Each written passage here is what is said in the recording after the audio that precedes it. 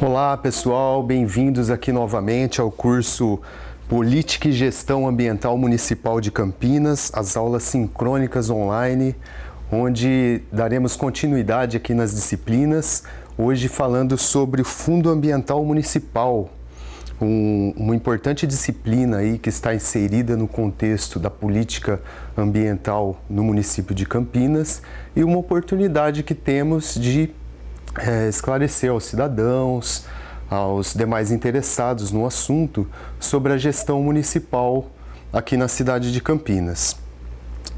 Uma breve apresentação, meu nome é Carlos, eu trabalho na Secretaria Municipal do Verde, da Prefeitura Municipal de Campinas, eu sou contador, atualmente eu trabalho na Coordenadoria Executiva de Suporte aos Conselhos e Fundos Municipais.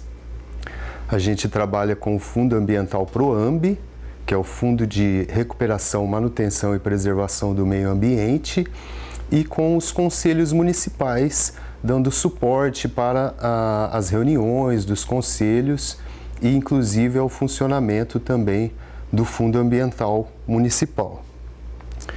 A gente vai falar dos aspectos gerais, das características do Fundo Ambiental, sobretudo o seu funcionamento, a sua composição, a fim de esclarecer à população como que é o funcionamento de um fundo ambiental, imagine que numa estrutura, a gente tem um orçamento dedicado para algumas ações, seja ela ambiental ou de outra secretaria municipal, e os fundos municipais, eles possuem um orçamento dedicado para determinadas ações, Então, isso acontece com o Fundo Ambiental Municipal. Ele possui um orçamento dedicado para determinadas ações decorrentes de planos municipais.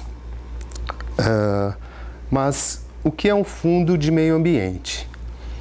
Existe um extenso regramento federal do ponto de vista contábil e financeiro, sobretudo a Lei 4.320, de 1964, e a Lei Complementar 101, de 2000, que é a Lei de Responsabilidade Fiscal.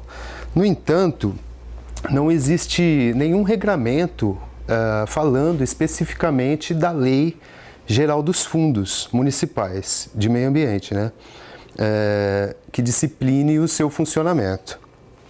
O que temos é uma legislação que fala de contratos, de orçamentos, e o que disciplina o funcionamento do fundo é a lei de sua criação, que a gente vai falar um pouquinho adiante.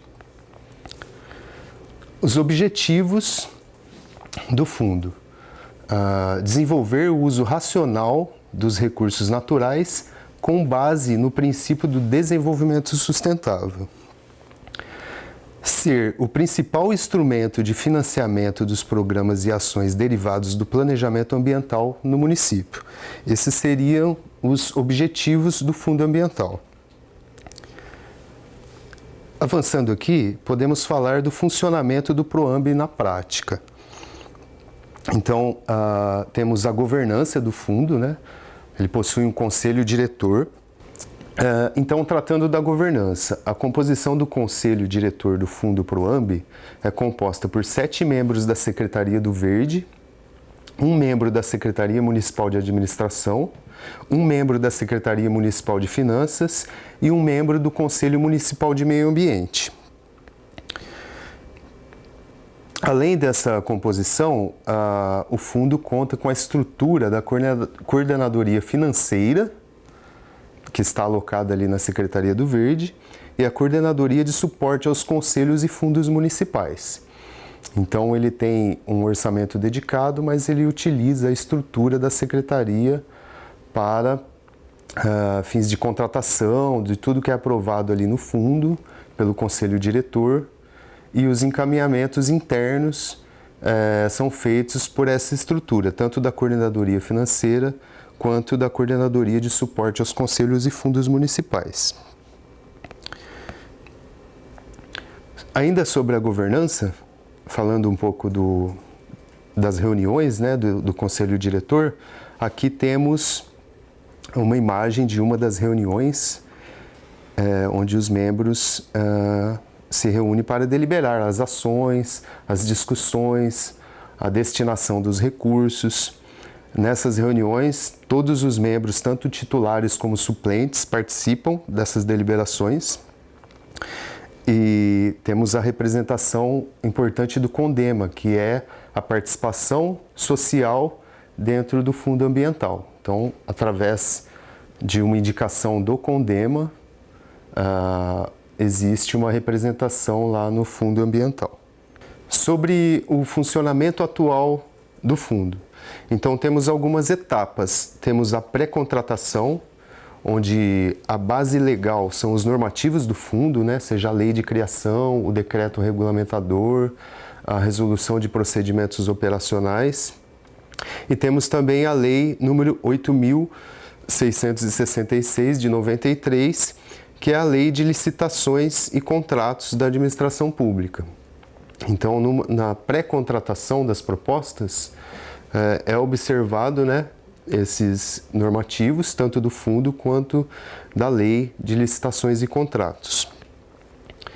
Na pós-contratação, a base legal é o Manual de Gerenciamento de Contratos Administrativos da Prefeitura, que também é elaborado em consonância com a Lei 8666 de 93, e mais as instruções do Tribunal de Contas de São Paulo e demais decretos municipais. Após a tomada de decisão de contratar algum serviço pelo PROAMB, algumas etapas são percorridas, né, de acordo com a legislação do fundo e tudo mais. É feito um enquadramento legal sobre o ponto de vista da legislação do fundo. Então, quando determinada área interna da secretaria identifica alguma demanda de contratação de algum objeto, algum serviço ambiental, ele precisa ser internalizado ali na Coordenadoria de Suporte de Conselhos e Fundos para verificar o enquadramento na lei do fundo. Então, mais para frente a gente vai entrar no detalhe da legislação, mas não é toda ação que pode ser financiada pelo Fundo Ambiental. Então, essa parte do enquadramento ela é feita antes de submeter a ação para apreciação do Conselho. Então, o aspecto legal é verificado antes. Tendo enquadramento legal, a pertinência da contratação em questão vai ser avaliada pelo Conselho a posteriori. Então, o Conselho não vai analisar uma ação se ela não tiver enquadramento legal na lei do fundo. É uma premissa. De modo que, se tiver alguma ação em discussão no Conselho Ambiental, aquela ação ela tem um enquadramento legal e o que vai ser discutido é a pertinência daquela contratação. A partir dessa avaliação de enquadramento na lei, a ação é submetida a uma reunião do Conselho Diretor, que vai avaliar a pertinência daquela proposta ou não, e havendo a pertinência, aquela proposta vai entrar num banco de projetos, que ainda não é o financiamento efetivo da ação, ela vai permanecer por um tempo no banco de projetos para uma amadurecida na parte documental daquela proposta. Por que se pensou nessa fase de banco de projetos? Algumas ações ambientais são bem complexas, plano de manejo, reflorestamento, reabilitação de áreas degradadas, e essas contratações são um pouco morosas do ponto de vista burocrático, os aspectos técnicos são densos. Então, antes de a proposta ser financiada efetivamente, várias condicionantes precisam ser levantadas para ver se é possível aquela contratação. Então, às vezes, uma contratação envolve desapropriação, uma série de outras questões, depende de convênio com outras entidades, por exemplo. E se não tem essa maturação documental, o Conselho pode incorrer de aprovar uma determinada ação, ter ela como aprovada, financiada já pelo fundo, Mas na prática, na hora da contratação, pode aparecer diversos obstáculos e impedir a efetivação daquela contratação. Então, na fase de banco de projetos, o gestor, ele não, antes dessa aprovação, ele não se debruça nessa burocracia, nessa orçamentação toda, justamente porque aquela contratação ainda não foi identificado ali as dificuldades que serão encontradas na fase de contratação. Então, isso acaba demandando muito a área. Se ela tivesse que fazer todo esse levantamento antes de saber se a ação ia ser aprovada ou não pelo fundo, às vezes demoraria meses, né, para levantar todas essas condicionantes e levar para o conselho depois desses meses todos trabalhados e a ação não ser aprovada pela questão da pertinência que foi falado anteriormente. Tá? Então, o que acontece? Nessa fase de banco de projetos, o gestor, a área que está elaborando aquela ação, ele levanta informações básicas daquela proposta e leva para o conselho avaliar, após ser feita a leitura ali do enquadramento legal na lei do fundo. A proposta ela é levada para o conselho para ser avaliada a questão da pertinência.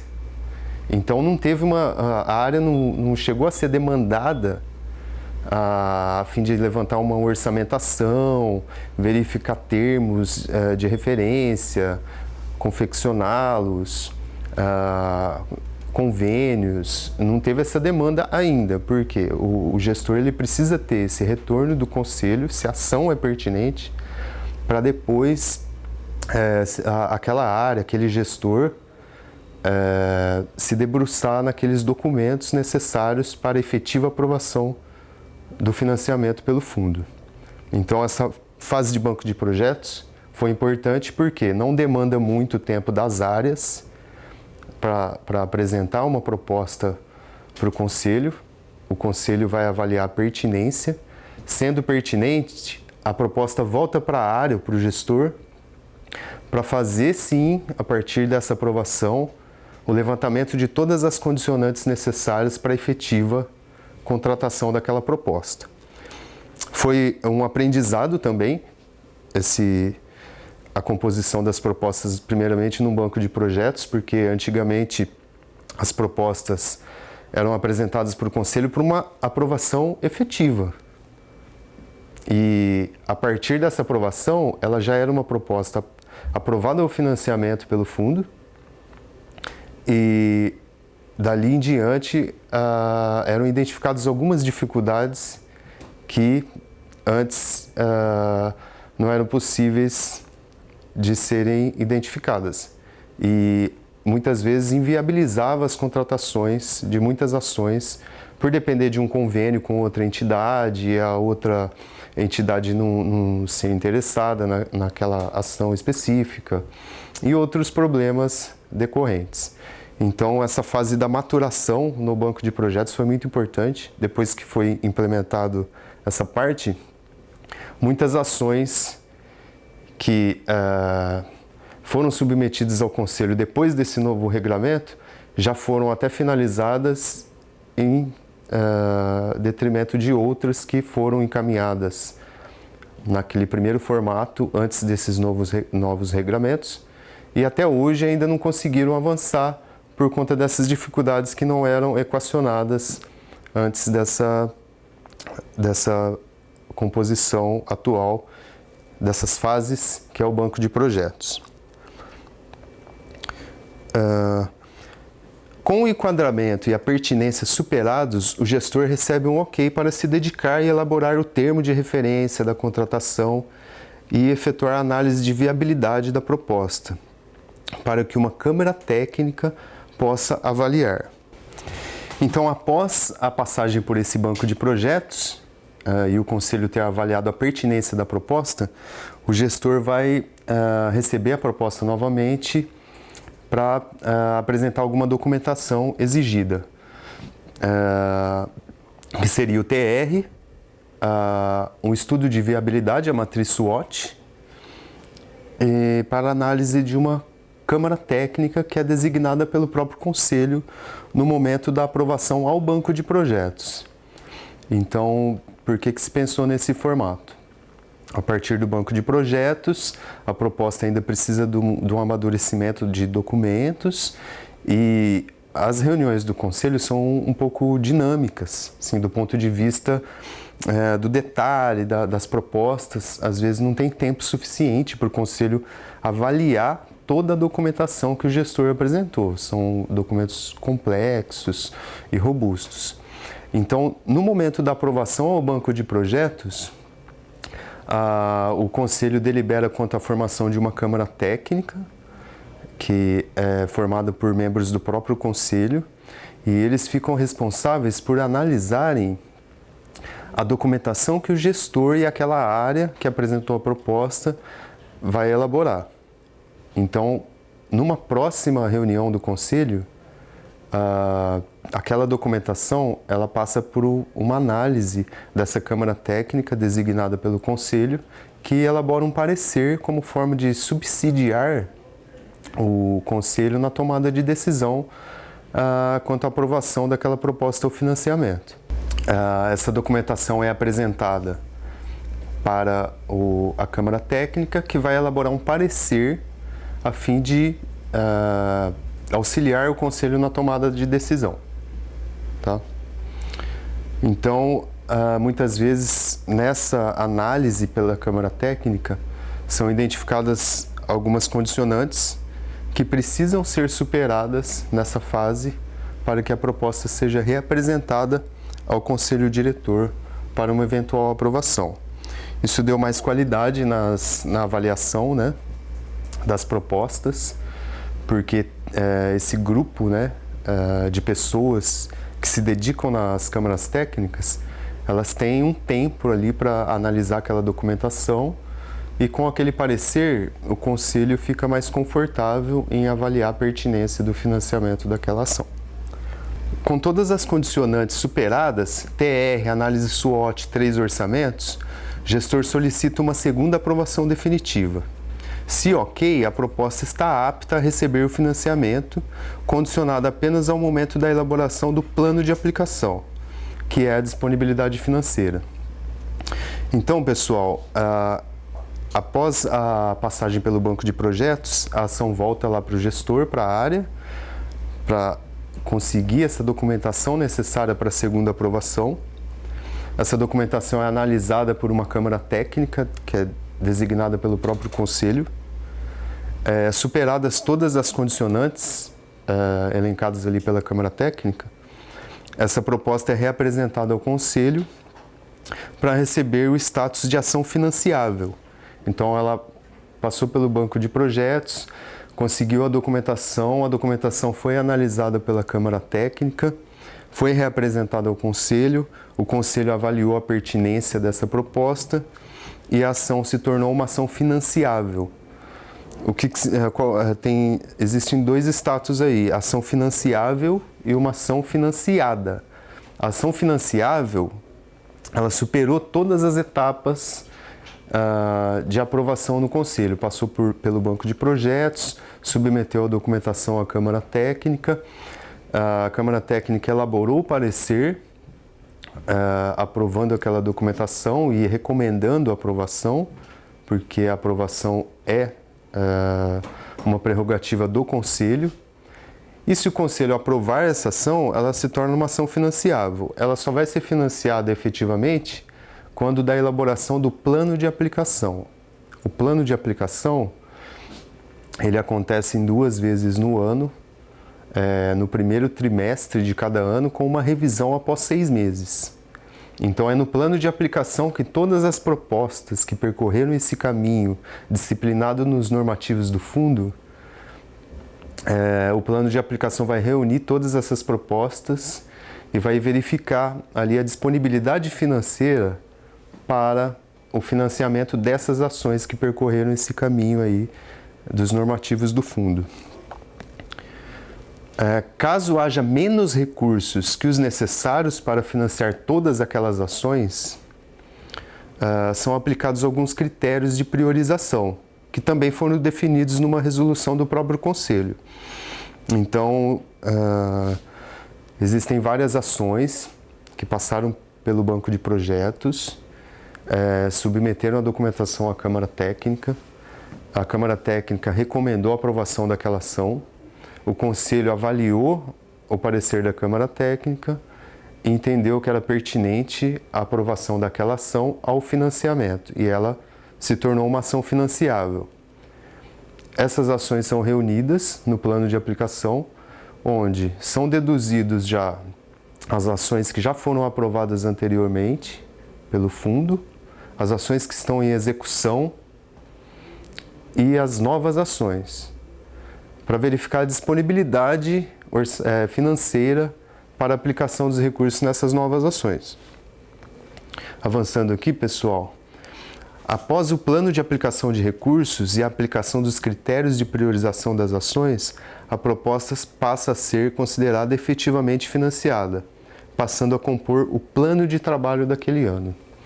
Então, os critérios de priorização mencionados anteriormente, eles são importantes para ter uma avaliação do ponto de vista mais objetivo daquelas ações que estão sendo apresentadas para o financiamento do fundo. Então, por exemplo, se uma ação é decorrente de programas dos planos municipais da Secretaria do Verde, ela tem uma pontuação. Se ela é uma ação decorrente de uma obrigação legal, por exemplo, ela tem outra pontuação. E assim existem outros critérios definidos nessa resolução, como, por exemplo, ser uma ação emergencial, tem uma pontuação. Ou se foi uma ação protelada em planos de aplicações anteriores por falta de recursos. Ela tem uma certa vantagem em relação a outras vantagens em outras ações que estão sendo apresentadas naquele momento. Então, esses critérios de priorização ajudam a fazer uma avaliação objetiva daquelas ações que estão sendo submetidas ao financiamento. Avançando aqui, após o plano de aplicação, essas propostas elas passam a fazer parte do plano de trabalho do fundo daquele ano, e a partir daí é que elas são submetidas àquela estrutura da coordenadoria financeira que vai efetivamente viabilizar a contratação daquelas ações de acordo com a legislação de licitações e contratos.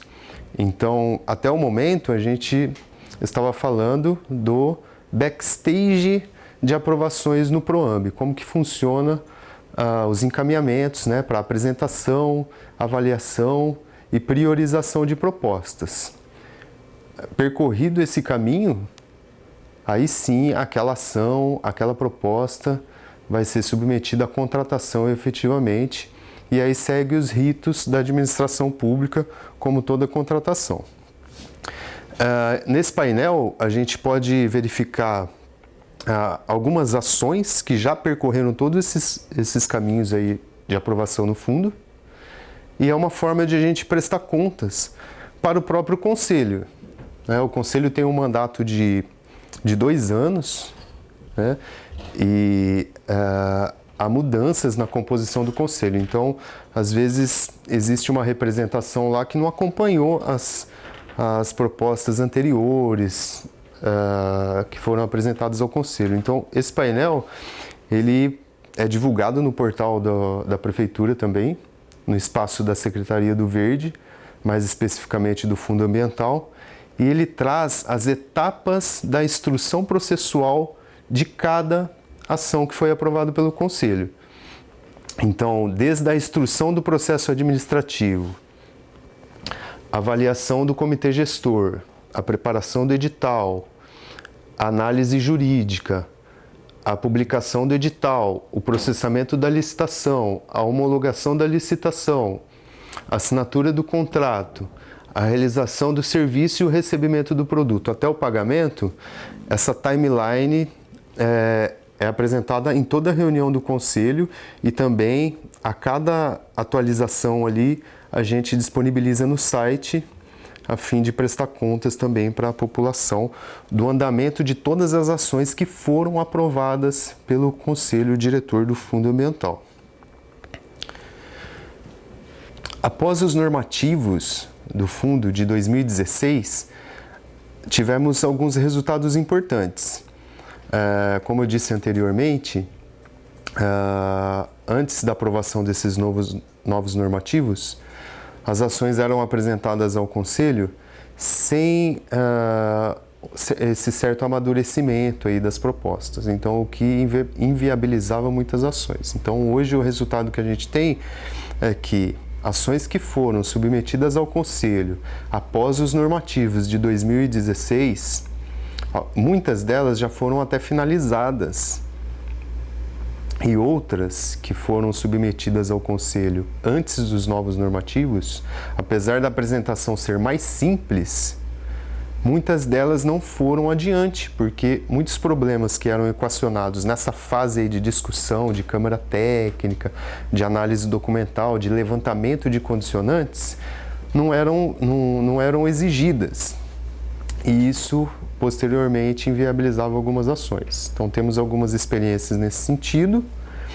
E, na prática, a gente vê que tudo que se pede nessa fase de apresentação de propostas ao Conselho, naquele material que a Câmara Técnica se debruça, são documentos que são exigidos na fase da contratação das ações. Então, de uma forma ou outra, essa documentação, o termo de referência, os orçamentos, enfim, essa documentação que é exigida para o gestor e para o proponente apresentar ao Conselho, elas são exigidas na fase da contratação. Então, o que o Conselho faz é antecipar essa documentação para tentar identificar alguma dificuldade na contratação, superar essas dificuldades e, a partir daí, o Conselho pode aprovar ou não aquela ação e, a partir dessa aprovação, o tempo de instrução processual até o pagamento, a entrega daquele serviço, daquele fornecimento, o tempo é bem mais curto, porque muitos documentos que são exigidos na fase da contratação já são antecipados nessa fase de análise aí pelo Conselho, pela Câmara Técnica. Então, aprovações, contratações e pagamentos. Nesse período todo, desde do início, né, da operação do fundo, a gente acumula aí um total de ações financiadas no total de quase 22 milhões. Dessas ações financiadas, temos os contratos que foram efetivamente assinados. Então, uma etapa é a ação ser financiada pelo fundo. Depois, aquele processo ele precisa ser instruído até que ele seja contratado efetivamente. Então, dessas ações financiadas, o total de contratos efetivamente assinados até 2019 foi de 17 milhões, pouco mais de 17 milhões. E desses contratos assinados, temos aí a ordem de mais de 14 milhões de pagamentos efetivos, pagamentos efetuados de todas essas contratações. Aqui nesse gráfico, a gente pode verificar a evolução dos pagamentos, né, acumulados por trimestre no decorrer do tempo. Então, a gente começou a operar o fundo, apesar de ele ser uma lei de 1998, mas ele começou a operar efetivamente a partir de 2013 e aqui começaram os primeiros pagamentos. Então, a gente vê uma evolução ali à medida que a gente foi estruturando o fundo, a Secretaria do Verde foi dedicando ali pessoal, foi dando uma base estrutural para as operações, essas contratações foram aumentando e os pagamentos também. Então, no final de 2019, a gente registrou ali quase 12 milhões e meio de pagamentos efetuados pelo Fundo Ambiental. Alguns exemplos, né, de contratações que fizemos lá pelo Fundo Ambiental. Então, temos lá contratações da educação ambiental, ações de educação ambiental, mais ou menos R$ 1.700.000. Esses recursos foram empregados em eventos da Semana do Meio Ambiente, da Conferência Municipal de Meio Ambiente, Dia Mundial da Água, material de divulgação para a educação ambiental. Financiamos o concurso da Casa da Sustentabilidade, foi um concurso de nível nacional, envolvendo arquitetos do Brasil todo, uma parceria lá com o Instituto dos Arquitetos do Brasil, e onde eles puderam fazer projetos de uma casa sustentável na Lagoa do Taquaral. Essa casa, o projeto dela contempla ali alguns espaços para educação ambiental e seria a sede dos conselhos ambientais. Numa estrutura assim totalmente sustentável, de modo que depois de alguns anos, se aquele espaço fosse retirado do local, não ia permanecer nenhuma degradação ali naquela área. É uma casa totalmente sustentável. Serviços contratados. Exemplos. Temos a investigação ambiental detalhada e plano de intervenção da área contaminada do bairro Mansões Santo Antônio. Um caso emblemático aqui de contaminação no município.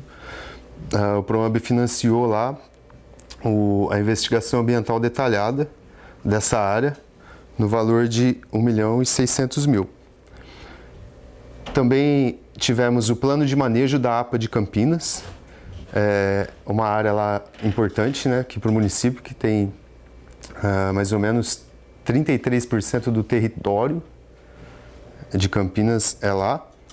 E é uma área que comporta diversas atividades rurais, urbanas, e esse plano de manejo veio disciplinar ali essas atividades que poderiam ser executadas ali naquela área.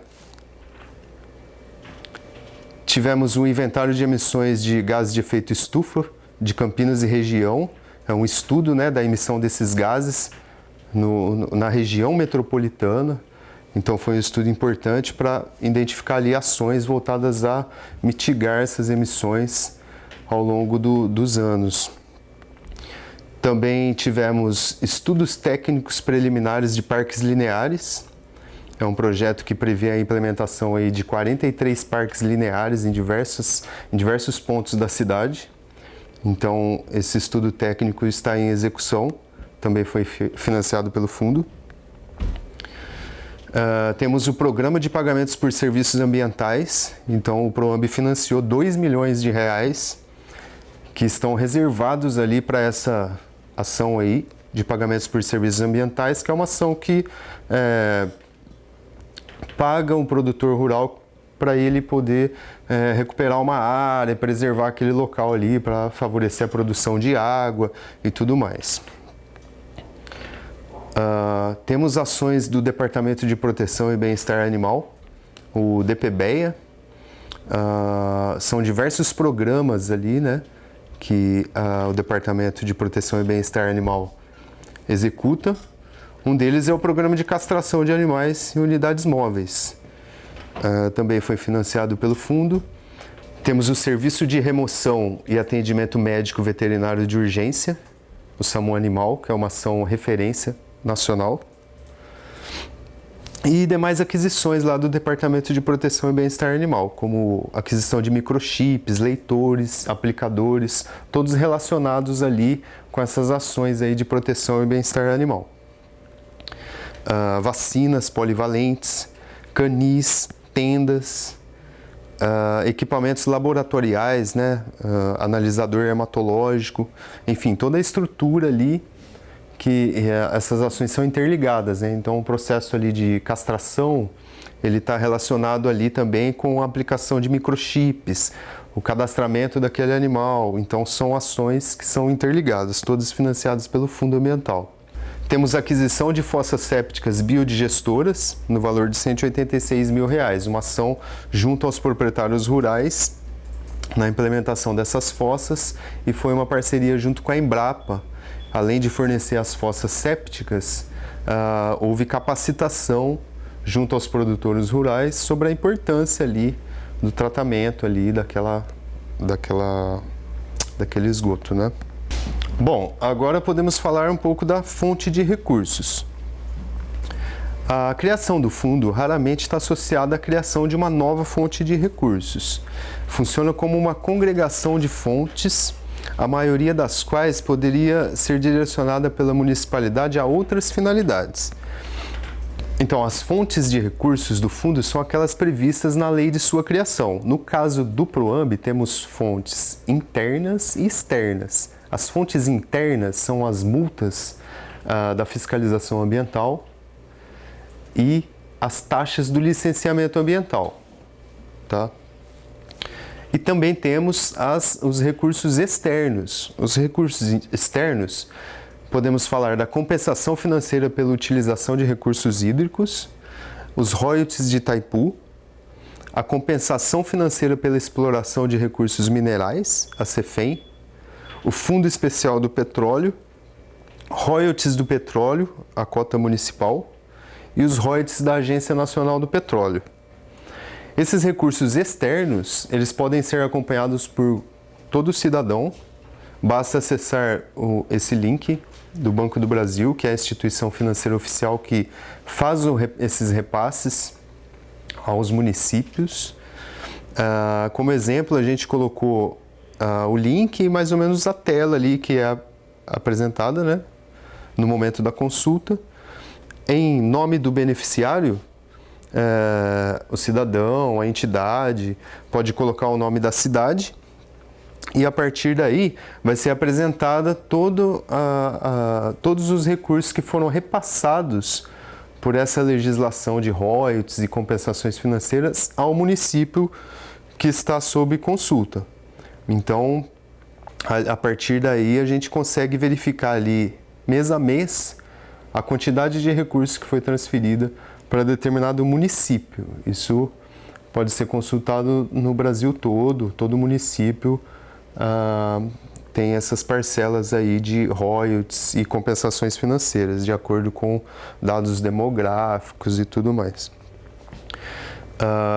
A destinação dessas fontes de recursos. Então, por exemplo, temos lá o Fundo Especial do Petróleo e os royalties do petróleo, a cota municipal. Como que é feito o enquadramento, né, quando uma ação é submetida ao fundo para avaliação ao financiamento? É verificado a fonte também. Primeiro, se aquela ação pode ser financiada pelo fundo, através da legislação, e se ela puder ser financiada pelo fundo, de qual fonte que vai sair aqueles recursos para o pagamento daquela ação. Então, temos os recursos internos, que são recursos que a própria Secretaria gera através das taxas do licenciamento e as multas da fiscalização ambiental. E temos os recursos externos, que são os royalties e as compensações financeiras, tanto pela exploração de recursos hídricos, quanto pela exploração de recursos minerais. A legislação que fala desses recursos externos, ela é mais restrita do ponto de vista de proteção ambiental. Então, uma ação que é voltada para a proteção do meio ambiente, no sentido mais estrito, o enquadramento é feito para ser pago através das fontes de royalties e compensações financeiras. Agora, uma ação que, por exemplo, de educação ambiental, que envolve a contratação de um ônibus para levar uma escola a uma atividade de educação ambiental. A tipologia da contratação, né, a contratação de um ônibus, não seria muito justificável do ponto de vista da proteção ambiental, apesar de ser uma ação ligada com a educação ambiental, né? Então, a gente procura fazer essa segregação. Se a ação é voltada à proteção ambiental no sentido mais estrito, a gente utiliza esses recursos oriundos dos royalties do petróleo e das compensações financeiras. Se é uma ação mais indireta, assim, digamos, né, a contratação de um ônibus, uma a contratação de material de divulgação, por exemplo, apesar de estar ligado com a questão ambiental, mas a gente utiliza esses recursos que são gerados pela própria secretaria, porque não tem a legislação direcionando aqueles recursos especificamente para proteção ambiental, que a gente vai falar um pouquinho agora.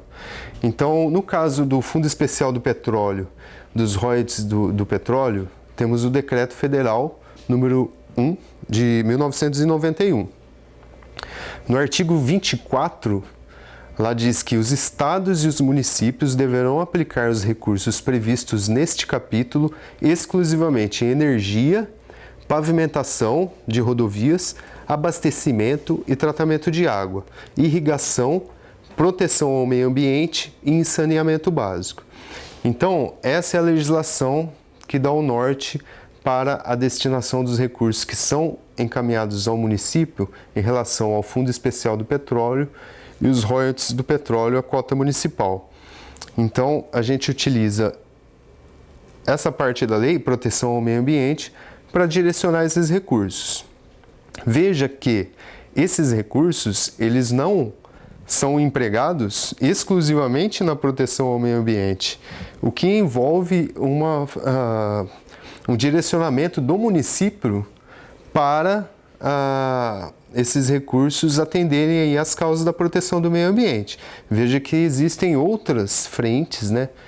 Energia, pavimentação, irrigação e saneamento básico, que são frentes que também o município pode entender que pode utilizar esses recursos para financiar essas ações. No caso do Fundo Ambiental, além de ter essa legislação federal direcionando recursos para essas áreas, temos a lei de criação do fundo, que, através do decreto que regulamentou a lei também, direciona os recursos do Fundo Especial do Petróleo e dos royalties do petróleo para ser parte de suas receitas, a fim de financiar as questões da proteção ao meio ambiente.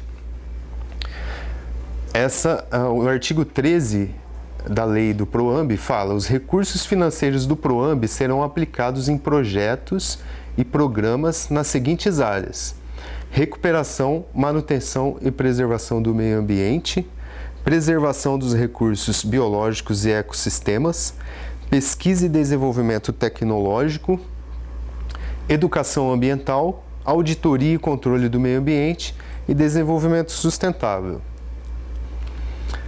Ações classificadas como recuperação, manutenção e preservação do meio ambiente, preservação dos recursos biológicos e ecossistemas, auditoria e controle do meio ambiente, procuramos destinar a fonte de recursos que exigem a destinação em proteção ao meio ambiente, que a gente falou sobre a legislação anteriormente, ou melhoria da qualidade ambiental. Ações classificadas como pesquisa e desenvolvimento tecnológico, educação ambiental e desenvolvimento institucional, utilizamos a fonte de recursos que a gente considera mais livres, porque não tem aquela legislação federal direcionando para aquelas áreas específicas. Então, as fontes das multas da fiscalização e das taxas do licenciamento não tem aquela legislação direcionando. Então, entendemos que aquelas ações que envolvem a contratação de um transporte, de divulgação, por exemplo, a gente utiliza esses recursos que são mais livres porque não tem aquela amarração na legislação federal direcionando aqueles recursos para aquelas ações específicas voltadas à proteção, no nosso caso, proteção ao meio ambiente no sentido mais estrito. Então, pessoal, aqui podemos elencar algumas lições aprendidas, principalmente após os novos normativos do fundo, que foi uma experiência também que obtivemos através do Fundo Estadual de Recursos Hídricos. Então, boa parte aí dessa composição, banco de projetos, avaliação das propostas, plano de aplicação, foi a exemplo do Fundo de Recursos Hídricos Estadual. Então, algumas lições aprendidas.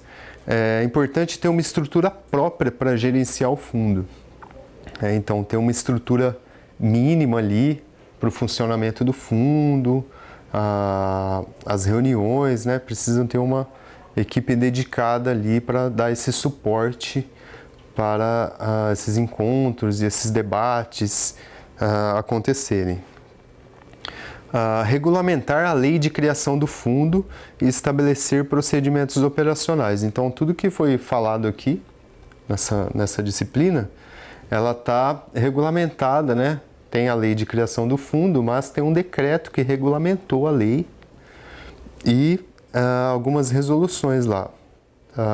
A exemplo, a de procedimentos operacionais. Então, todo esse caminho aí, né, de apresentação, avaliação, priorização de propostas, ele está escrito através de uma resolução de procedimentos operacionais, o que ajuda bastante ali na hora de direcionar o gestor, né, a área interna ali da secretaria precisa ter isso através de um fluxo para saber como que ela apresenta propostas, que caminho ela vai percorrer, qual que é o prazo.